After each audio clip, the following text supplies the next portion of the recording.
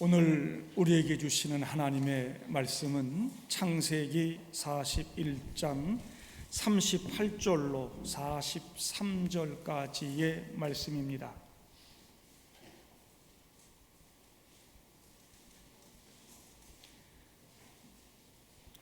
창세기 41장 38절부터 43절까지입니다.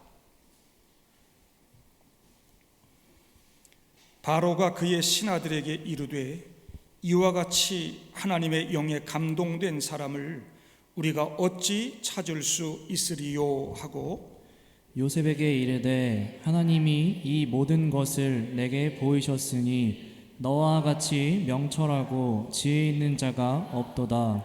너는 내 집을 다스리라. 내 백성이 다 내 명령에 복종하리니 내가 너보다 높은 것은 내 왕좌뿐이니라.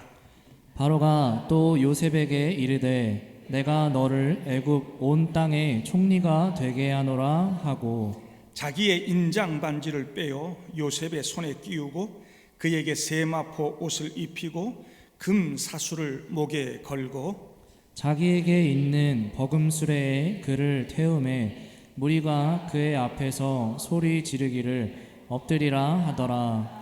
바로가 그에게 애굽 전국을 총리로 다스리게 하였더라. 아멘.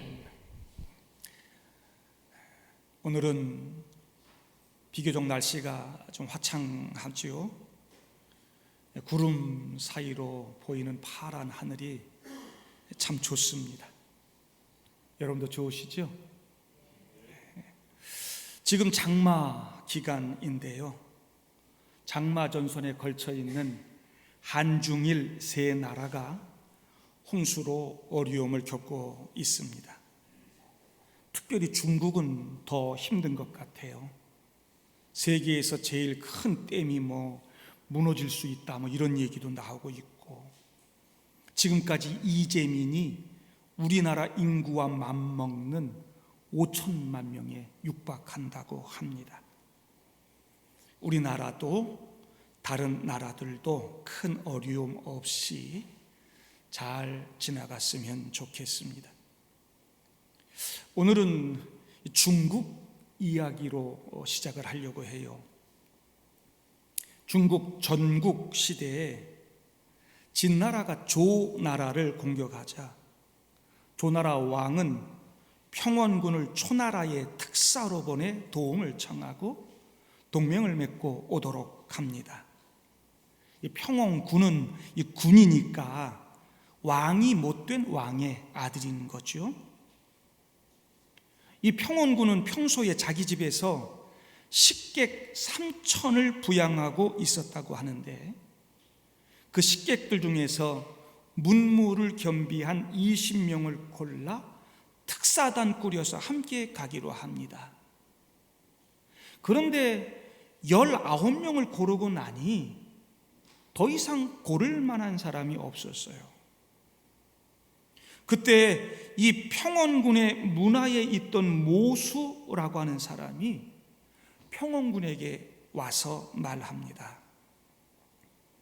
군께서 초나라와 동맹을 맺으러 가시는데 같이 갈 특사단 20명 중에서 한 사람이 모자란다는 이야기를 들었습니다.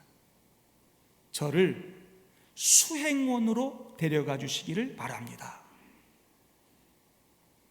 그러자 평원군이 묻습니다. 선생께서는 내 집에 오신 지 몇 해나 되었소? 3년입니다. 평원군이 말합니다. 지혜롭고 뛰어난 사람은 송곳이 주머니 속에 있는 것과 같아서 그 끝이 튀어나온다고 하는데 지금 선생은 내 문화에 3년이나 있었다지만 주변 사람들이 칭찬하는 소리도 없었으며 나도 듣거나 보지를 못했소. 이는 선생이 아무런 재주도 없는 까닭이요.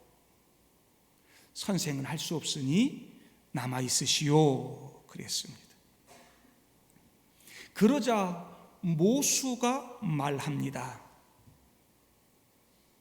저는 지금 그 주머니 속에 넣어주기를 청하는 것입니다. 만약 일찍이 주머니 속에 넣었더라면 벌써 송굿이 주머니를 뚫고 나왔을 것입니다. 그 끝만 보이기만 했겠습니까?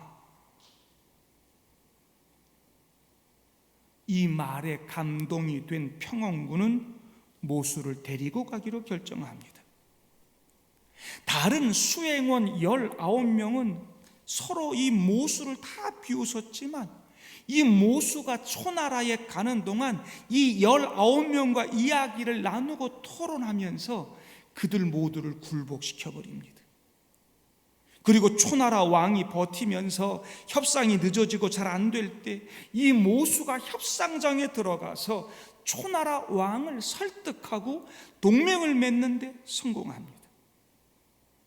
송곳이 끝만 살짝 나온 것이 아니고 다 드러나서 크게 사용되는 순간이었죠.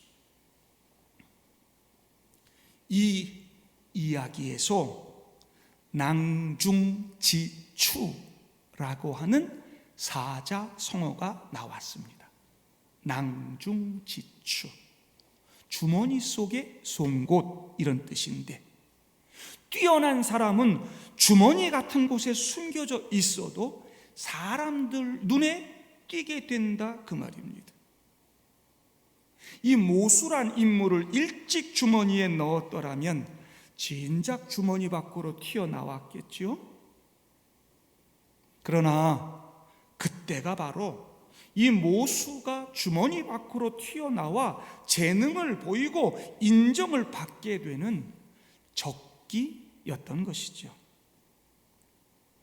어디에 있든 어떤 시간들을 보내든 뾰족하게 갈고 닦아 잘 준비되어 있는 사람은 결국 드러나게 되어 있고 때가 되면 다 쓰임받게 되어 있습니다. 오늘 본문에는 요셉이 애굽의 총리가 되는 장면이 등장합니다. 바로가 2번이나 꿈을 꾸었으나 애굽의 모든 점술가와 석학들이 해석하지 못함으로 번민하고 있을 때 요셉이 그 꿈을 해몽하죠. 이 꿈은 하나님이 바로 당신에게 보이신 것입니다. 7년 풍년 후에 7년 흉년이 올 것이니 풍년 때 잘 대비하셔야 흉년이 와도 나라가 망하지 않습니다. 이 기가 막힌 해몽에 바로와 모든 신하가 놀라서 손뼉을 칩니다. 바로가 모든 신하들 앞에서 말하기를 이와 같이 하나님의 영에 감동된 사람을 우리가 어찌 찾을 수 있으리요. 그러면서 요셉에게는 너와 같이 명철하고 지혜 있는 자가 없도다 그럽니다. 그러고는 그 모든 일을 주관하도록 요셉을 애굽 온 땅의 총리로 삼습니다. 왕이 인장 반지를 빼어 요셉의 손에 끼워 주었다고 하는 것은 네가 다 결제하고 네가 다 알아서 해라 그 말입니다. 모든 전권을 다 맡기는 것입니다. 왕과 신하들의 절대적인 신임을 받습니다. 그렇게 총리가 되어 세마포 옷을 입고 금사슬을 목에 걸고 왕이 타는 버금마차에 타고 모든 백성들이 엎드려 절하는 모습을 보면서 요셉의 마음이 어땠을까요? 좀 전까지만 해도 감옥에 갇혀있던 죄수 노예가 일약 애굽의 최고 권력자 총리가 되었으니 말입니다. 이렇게 되기까지 요셉의 삶은 쉽지 않았습니다. 그는 정말 고단한 삶을 살아왔습니다. 억울하고 힘든 일이 많았습니다. 인생이 꼬이고 또 꼬이고 그렇죠. 아버지의 사랑만 받고 크다가 형들의 미움을 받아 죽음의 구덩이에도 들어갑니다. 다행히 죽지는 않고 애굽의 노예로 팔려가게 되죠. 거기서도 잘 지내나 했는데 주인 보디발의 아내의 유혹을 뿌리치다가 모함을 받고 억울하게 감옥에도 들어갑니다. 감옥에서 술 맡은 관원장, 떡 맡은 관원장의 꿈을 해석해주고 덕분에 이젠 풀려나겠구나 기다렸지만 자리로 돌아간 술 맡은 관원장은 요셉을 까맣게 잊어버립니다. 힘든 감옥에서의 삶이 계속 이어지고 있는 거죠. 하나님은 도대체 어디 계셨을까요? 꿈이나 꾸게 하지 마시든지 그에게 놀라운 꿈을 꾸게 하고 비전을 품게 하시고서는 지금 도대체 무엇을 하고 계시기에 그의 인생을 이렇게 꼬이게만 하신단 말입니까? 힘들고 어려운 순간마다 요셉이 기도하지 않았을까요? 그는 분명히 기도했을 것입니다. 그럼에도 하나님은 그의 인생 가운데 제때에 나타나지 않으십니다. 정말 필요할 때 좀 짠하고 나타나셔서 문제를 해결해 주시고 그래야 하는데 그러지 않습니다. 하나님의 타이밍은 항상 요셉과 멀리 떨어져 있는 것 같습니다. 그럼에도 불구하고 요셉은 우리처럼 그렇게 생각하지 않는 것 같습니다. 그 정도면 원망하고 불평하고 좌절하고 그럴 텐데 말이 없습니다. 요셉 이야기에 참 특이한 게 하나님도 말씀이 없습니다. 하나님이 아브라함에게는 얼마나 많이 나타나셔서 말씀하십니까? 처음 그에게 직접 나타나셔서 고향 친척 아버지 집을 떠나 내가 지시할 땅으로 가라 그렇게 부르신 이후에 평생 동안 하나님은 아브라함에게 나타나셔서 말씀하시고 지시하셨습니다. 잘못했을 때는 야단도 치시고 힘들 때는 위로도 해주시고 마음에 회의가 들고 의심이 들 때는 확신도 주시고 직접 집에 신방도 와주시고 하나님은 아브라함을 친구라 그러시면서 세상 일을 함께 논하기까지 하셨습니다. 이삭에게도 야곱에게도 하나님은 그렇게 나타나셔서 말씀해 주시고 언약 맺으시고 깨닫게 해주시고 응답해 주시고 나아갈 방향을 지시해 주셨습니다. 그런데 요셉에게는 어렸을 적에 꿈꾼 것 외에는 하나님이 나타나셔서 말씀하시거나 방향을 지시해 주시거나 힘들고 어려울 때 와서 위로해 주시거나 약속을 주시거나 그러는 적이 한 번도 없습니다. 구덩이에 던져지고 먼 나라 애굽에 팔려가고 부모 형제와 헤어져 타지에서 종살이하면서 그리고 억울하게 감옥에 들어가면서 어린 요셉은 얼마나 힘들고 두렵고 외로웠을까요? 이때 좀 하나님이 나타나셔서 말씀해 주시고 위로해 주시고 확신 주시고 그러면 얼마나 좋겠어요. 그런데 그런 모습이 안 나옵니다. 그럼에도 요셉은 13, 14년을 그렇게 종살이로 감옥살이로 보내면서도 하나님을 한 번도 원망하거나 인생을 비관하거나 좌절하지 않습니다. 형들에 의해 구덩이에 던져질 때도 억울하게 감옥에 들어갈 때에도 말이 없습니다. 보통 사람 같으면 억울하다고 소리 지르고 발버둥 치고 그랬을 텐데 요셉은 그러지 않습니다. 요셉은 오늘이 아니라 미래를 보는 사람이었던 것이죠. 그는 하나님이 보여주신 꿈, 그 비전을 신뢰하고 바라보았던 사람입니다. 우리처럼 오늘을 기준으로만 보면 항상 억울하고 속상하고 힘들죠. 하나님이 멀리 계신 것 같고 제때 나타나지도 않으시고 나와 타이밍이 안 맞아요. 오늘을 기준으로 보면 하나님의 타이밍은 항상 벗어납니다. 그러나 미래를 기준으로 보면 하나님의 타이밍은 기가 막힙니다. 하나님의 타이밍은 우리 삶에 완벽합니다.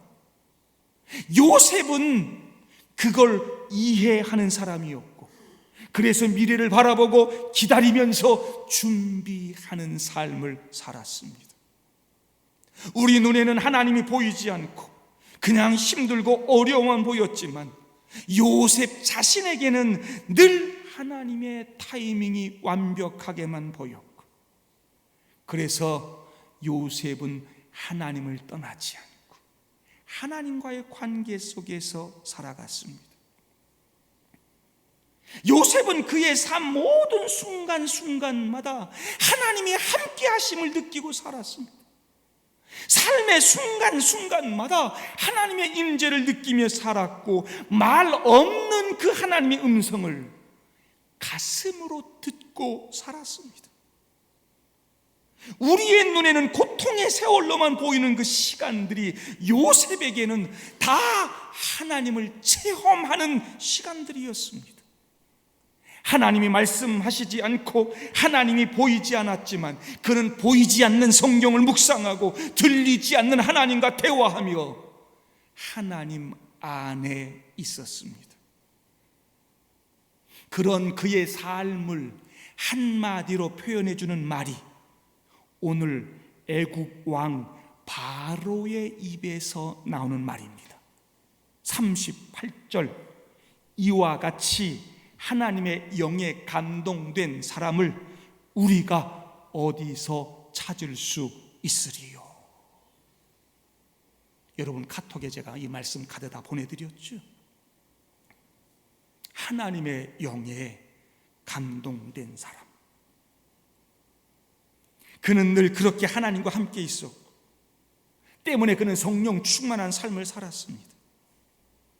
하나님이 나타나지 않으시고 개입도 하지 않으시고 그래서 힘들고 어려웠던 그 순간에도 그는 하나님의 영에 감동되어 하나님이 함께 계심을 느끼면서 그 모든 일들을 넉넉히 이겨내며 문제를 풀어갔습니다. 구덩이에 던져졌다가 애굽의 노예로 팔려가 긴 세월을 종살이하면서도 늘 반복되는 일상, 미래가 보이지 않고 답답한 그 현실 가운데 살면서도 바쁘게 정신없이 노동하며 살아가는 그 일상 가운데서도 그는 하나님 안에 살았고 하나님의 임재를 느꼈고 어디에서든 하나님의 영에 감동된 삶을 살았습니다. 때문에 오늘을 낙심하거나 원망하지 않았고 내일을 바라보며 주어진 삶에 최선을 다했고 신실했습니다. 그래서 보디발의 총애를 받고 가정 총무도 되었습니다. 하나님이 요셉과 함께 하심으로 주인 보디발의 집에까지 복을 주시지 않습니까? 요셉은 애굽 보디발 집에서 종살이 할 때도 그렇게 하나님 안에 있었습니다. 보디발의 아내가 유혹할 때도 그는 보이지 않는 하나님 앞에 서 있었습니다. 하나님의 영에 감동되어 내가 어찌 큰 악을 행하여 하나님께 죄를 지으리까 말하면서 그 모든 유혹을 물리쳤습니다. 자기 앞에 서 계시는 하나님을 보고 있었던 것이죠. 그 바람에 억울하게 감옥에 들어가게 되었지만 요셉은 원망하거나 불평하지 않았습니다. 그곳에서도 하나님 안에 살았습니다. 감옥살이는 종살이보다 얼마나 더 힘들고 얼마나 더 어렵고 암울했을까? 앞이 보이지 않았을 것입니다. 끝없이 반복되는 고된 삶이 이어져요. 그러나 요셉은 그곳에서도 하나님의 임재하심을 느끼며 삽니다. 하나님이 자신과 함께하고 있다는 사실을 깨닫고 주어진 일상에 최선을 다합니다. 간수장의 일을 다 맡아서 하고 죄수 하나하나에 관심을 가지고 돌봐주는 삶을 삽니다. 그냥 형식적으로 잘 보이려고 어쩔 수 없어서가 아니라 그는 매사에 진심을 담았고 최선을 다했습니다. 나만큼 억울하고 힘든 사람이 어디 있어요? 나만큼 고된 삶을 살고 있는 사람이 어디 있어요? 그럼에도 불구하고 그는 다른 죄수들 얼굴빛까지 다 살펴봐주고 그들을 돌보는 삶을 삽니다. 요셉은 감옥 안에서도 하나님 안에 있었습니다. 그가 하나님을 보고 하나님을 느끼지 못했다면, 그래서 하나님의 영에 감동되어 있지 않았다면 과연 이렇게 살 수 있었을까? 그러다가 술 맡은 관원장, 떡 맡은 관원장을 만나게 되고 그들의 꿈을 해석해 주었던 것이 계기가 되어 드디어 오늘 바로의 꿈을 해몽하고 애굽의 총리 대신이 되는 것입니다. 드디어 주머니 속에 있던 송곳이 밖으로 튀어나오는 순간인 것이죠. 낭중지추.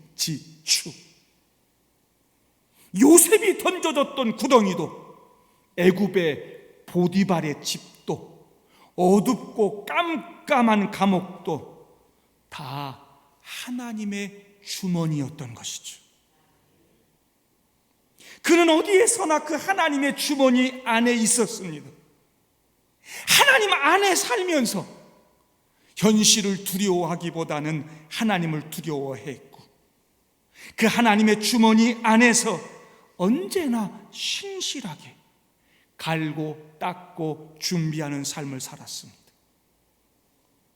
결국 하나님의 때에 주머니 밖으로 삐져나와 하나님의 손에 사용되게 되는 것입니다.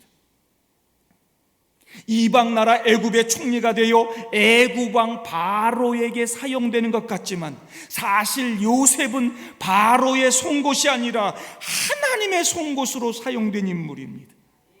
척박한 가나안 땅에서 아브라함의 후손 몇십 명이 이스라엘이라고 하는 큰 민족으로 성장할 수 없었기에 하나님이 이렇게 요셉을 먼저 애굽에 보내시고 총리를 만드심으로 모판 준비하시고 장정만 60만 명이나 되는 큰 민족을 이루어 다시 가나안 땅으로 돌아가 하나님 나라를 세우게 하시는 겁니다. 요셉은 오늘 현실에 갇혀 하나님을 보지 못하고 하나님 없는 삶을 살다가 인생을 그렇게 의미 없이 끝내지 않았습니다. 그는 자신의 삶이 우연이 아니고 하나님께서 자신의 미래를 만들어 가신다는 사실을 깨닫고 어디에서나 하나님 안에 있었습니다. 하나님의 영에 감동되어 앞으로 무슨 일이 일어날지를 보았습니다. 눈앞에 있는 것만 보지 않고 실제로 자신이 될 것을 보았습니다. 나의 인생에서 성취해야 할 사명과 운명이 있다는 것도 알았습니다. 그것이 하나님이 주신 꿈이요 하나님이 지금 친히 그 꿈을 이루어가고 계신다는 것을 믿었기에 그는 끝까지 그 비전 버리지 않고 하나님 안에 있었습니다. 그러기에 보디발 아내의 유혹에서도 자신을 지켜낼 수 있었던 것이죠. 애굽의 총리가 돼서도 이런 요셉의 자세는 바뀌지 않습니다. 그는 총리로서 지도자로서 최선을 다하는 삶을 삽니다. 한 개인의 성공과 출세로 삶을 마감해 가지 않습니다. 마음껏 풀어지고 즐기면서 자기 마음대로 살 수 있는 위치가 되었음에도 그는 그러지 않습니다. 그는 총리의 자리에서도 하나님 안에 있었습니다. 성공하고 출세하고 뭐가 좀 되면 그 다음부터는 하나님 안에 안 살잖아요. 내 마음대로 살면 다 될 것 같잖아요. 그거 누리며 즐기고 살면 되잖아요. 근데 요셉은 그러지 않습니다. 총리가 돼서도 하나님 안에 있습니다. 하나님의 영에 감동되었기에 애굽의 그 누구보다도 창조적이고 지혜로웠습니다. 나라의 어려운 위기와 경제적인 어려움 가운데 해답을 제시하고 변화를 이끌어갔습니다. 그리고 직접 그 일에 뛰어들어 그 모든 일을 돌보고 성공적으로 일들을 하나하나 해결해 갑니다. 그래서 모든 혼란스러운 상황들 해결하고 선으로 바꿉니다. 자신이 총리로 있던 땅의 나라 애굽을 든든하게 했고 영원한 하나님 나라를 위한 준비를 해나갑니다. 힘들고 어려운 이 대한민국 땅에 이런 영적 지도자가 나오기를 저는 소망합니다. 우리 교회에서 우리 자녀들 가운데 나오기를 소망합니다. 그렇게 될 줄로 믿습니다. 요셉이 하나님을 신뢰하고 하나님 안에 있을 때 하나님은 정확하게 정확한 방식으로 일하시고 그에게 복을 주셨습니다. 말이 없었던 것 같아도 하나님은 다 말하고 계셨고 요셉은 다 듣고 알고 있었습니다. 그 고통과 절망의 현실 속에서도 매 순간 하나님의 임재를 느끼고 산 것입니다. 나중에 요셉의 형들이 총리가 된 요셉 앞에 두려워 엎드릴 때 하나님이 큰 구원으로 당신들의 생명을 보존하고 당신들의 후손을 세상에 두시려고 나를 당신들보다 먼저 보내셨다고 고백합니다. 아버지 장례를 치른 후 자기를 죽일까 봐 두려워하는 형들에게 당신들은 나를 해하려 하였으나 하나님은 그것을 선으로 바꾸사 오늘같이 많은 백성의 생명을 구원하게 하시려 했다고 고백하고 있습니다. 이런 걸 보면 요셉은 언제나 하나님의 임재를 하나님의 뜻을 다 알고 있었습니다. 때문에 하나님은 그 하나님 안에서 산 거죠. 하나님 떠나지 않고 곁길로 가지 않고 어디서나 언제나 그 안에 있었던 것입니다. 결국 하나님은 그를 들어 쓰시고 그에게 오늘 우리가 읽은 말씀처럼 놀라운 복을 부어주십니다. 요셉은 애굽에서 두 아들을 낳고 이름을 이렇게 짓습니다. 큰 아들 이름은 므낫세, 잊는다는 뜻입니다. 잊어버림이라는 뜻입니다. 하나님이 내게 내 모든 고난과 그동안의 어려움과 아버지 집에 대한 그런 그리움과 외로움들을 다 잊게 해주셨다고 하는 고백이 담겼습니다. 둘째 아들은 에브라임이라고 지었습니다. 창성하다, 번성하다라고 하는 뜻입니다. 하나님이 나를 내가 수고한 땅에서 번성하게 하셨다고 하는 고백입니다. 멀리 힘들게 고단하게 걸어온 그의 삶을 대변해 주는 이름들이죠. 그리고 그 멀리 돌아온 나의 삶에 하나님이 언제나 함께 해 주셨다고 하는 고백인 것입니다. 요셉의 이야기는 우연의 이야기가 아닙니다. 그냥 한 사람의 이야기도 아닙니다. 하나님이 함께 하신 한 사람의 이야기고 하나님의 영에 감동된 한 사람의 이야기고, 하나님 안에 살았던 한 사람의 이야기입니다. 우리도 요셉처럼 어디에서나 언제든 하나님 안에 있어야 합니다. 내가 지금 어디에 있든 어떤 상황이든 어디에서든 우리는 하나님의 임재를 느낄 수 있습니다. 어디에서나 하나님 만날 수 있습니다. 하나님은 지금 우리가 어디에 있든지 우리와 함께 하십니다. A.W. 토저는 당신이 하나님을 사랑하고 순종하기로 마음의 결심을 했다면 어디에서나 하나님을 볼 수 있습니다, 그랬습니다. 맞습니다, 성도 여러분. 어디에서나 하나님을 볼 수 있고 만날 수 있습니다. 비록 이 코로나로 어려운 현실 가운데 교회에 나와서 예배를 드리지 못하고 있다 할지라도 여러분이 있는 그 자리에서 하나님을 갈망한다면 어디에서든 하나님의 임재를 느낄 수 있습니다.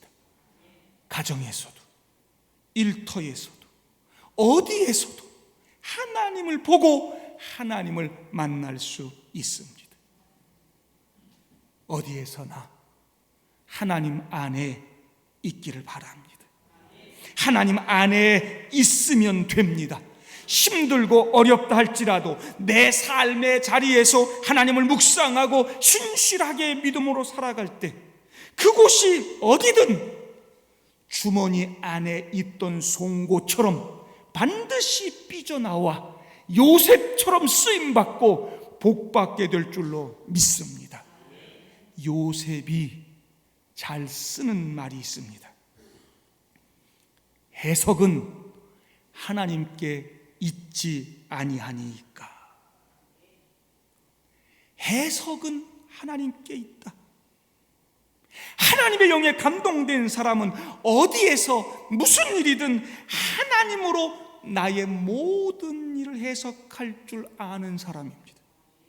나의 눈으로 세상 방식으로만 해석하면 하나님이 안 맞아요. 나와 하나님 안 보여요. 하나님 역사하지 않아요. 하나님 타이밍에 맞지 않아요. 하나님 말씀도 안 하는 것 같아요. 그러나 어디에서 무슨 일이든 그 모든 일을 하나님으로 해석할 줄 아는 사람, 하나님이 지금 나와 함께 하시는 게 느껴지죠. 하나님 역사하시고 우리는 하나님의 놀라운 기적으로 일구어가고 하나님의 복을 누리며 살아갈 수 있는 것이죠.